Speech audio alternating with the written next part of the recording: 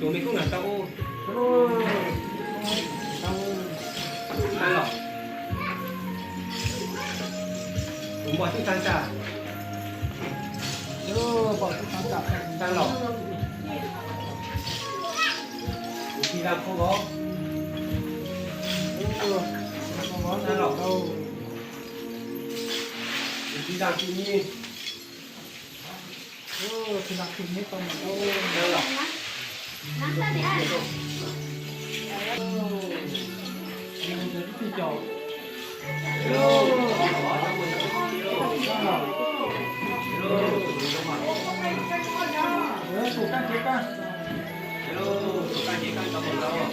Tôi có một nhỏ, đang hai chỗ thì rồi đó thì rồi thì rồi.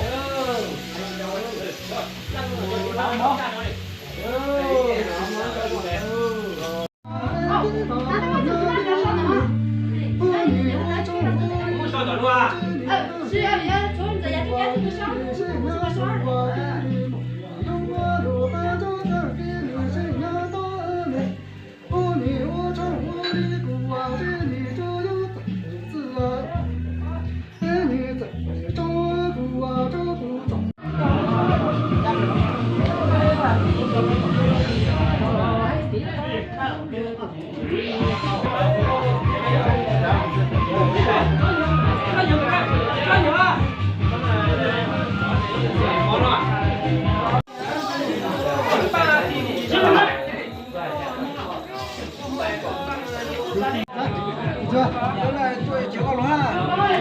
Chùa Mác á.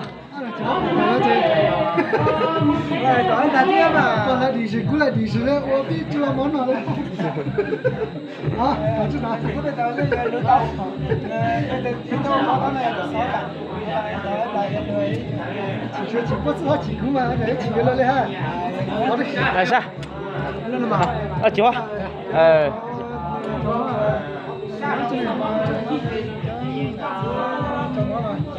Sao chào.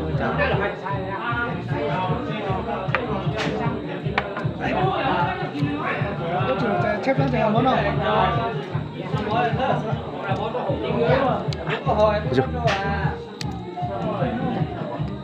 Món gì nó đi? Chỉ cần như là món.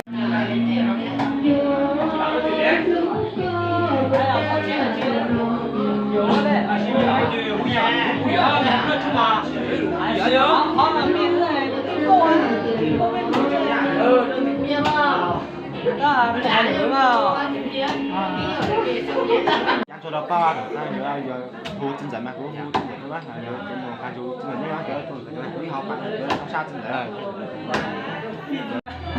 Là sao à? Tôi chỉ nhớ này. Cái nhà nào chứ? Hay có sao cái nào chứ tiền mua rồi thì bây giờ nhá. Ta như chỗ ta tự tế mua chả tế cha tôi là sự chế chả là chứ là. hay đi nó một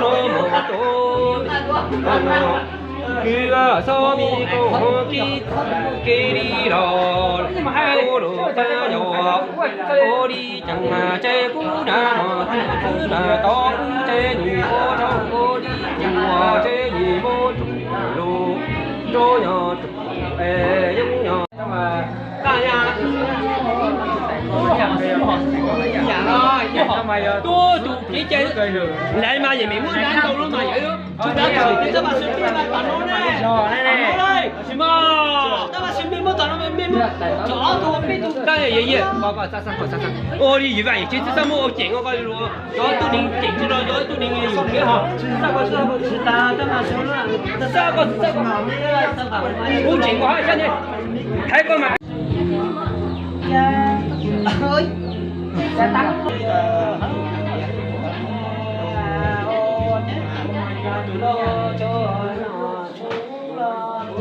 Hãy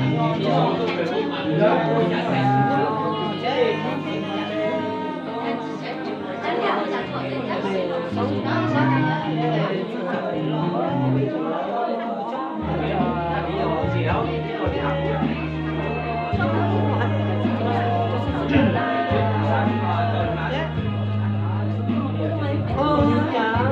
Ghiền Mì Gõ để không bỏ lỡ những video hấp dẫn.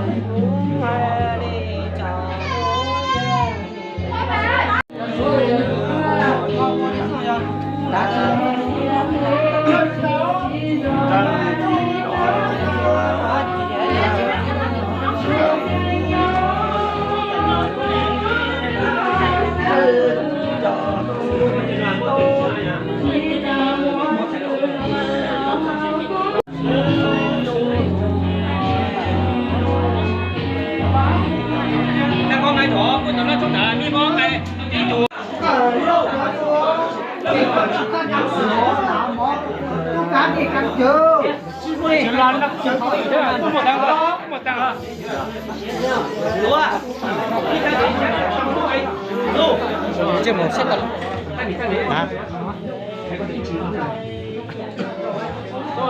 啊，陶艺下年我叫富贵富不了那种的，在二级我叫人家都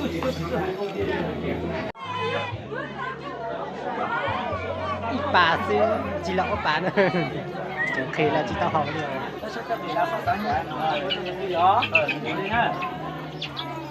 cái lúc con miệng thôi lỡ bị bắn đâu phải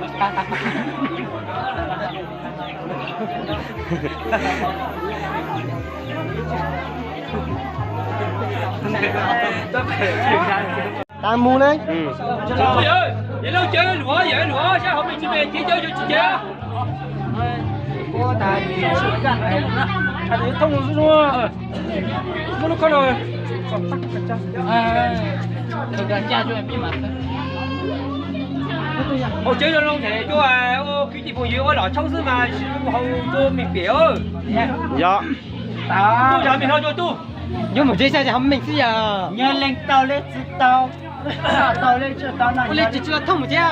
Lên chiếc thông một chứ. Chưa cả xe đây. Có chưa cả lửa trắng. Cho nhá một tàu tốt lắm. Chúng mình bây giờ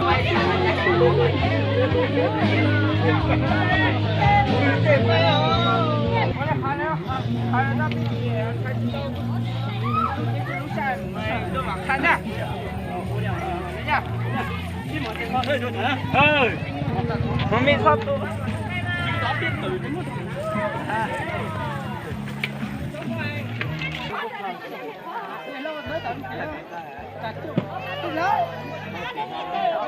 Ôi trời ơi.